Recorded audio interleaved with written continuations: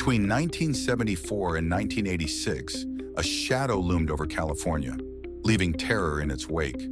Known by many names, the East Area Rapist, the original Night Stalker, and finally the Golden State Killer, this predator committed at least 13 murders, over 50 rapes, and more than 120 burglaries. For decades, his identity was a chilling mystery, a phantom whose reign of terror haunted survivors and investigators alike. The crimes began in the Sacramento area in 1976, where he earned the title East Area Rapist. He targeted women in their homes, often stalking them for weeks beforehand. His victims ranged from teenagers to women in their 40s, and his methods were calculated. He would cut phone lines, break into homes, and use ligatures he brought with him. In later attacks, he escalated his violence, targeting couples.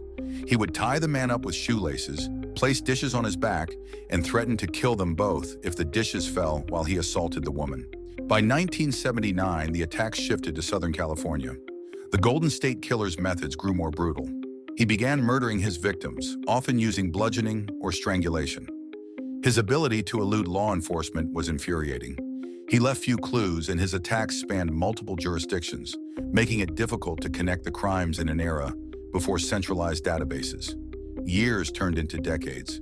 Despite countless investigations, no suspect emerged. But in 2016, a breakthrough came with the advent of genetic genealogy. Using DNA evidence left at crime scenes, investigators uploaded the killer's genetic profile to public genealogy databases. It led them to Joseph James DeAngelo, a former police officer living a quiet life in Citrus Heights, California. In April 2018, DeAngelo was arrested. He was 72 years old, and his unassuming demeanor shocked those who knew him.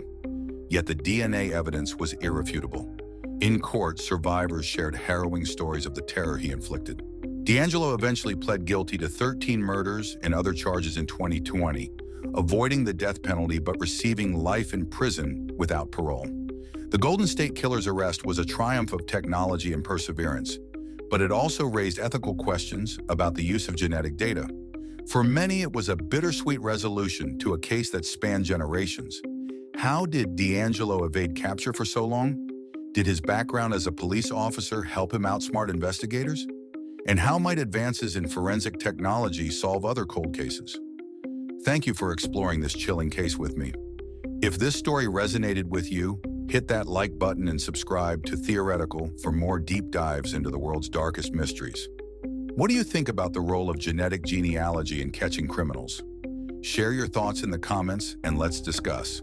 Until next time, stay curious and stay safe.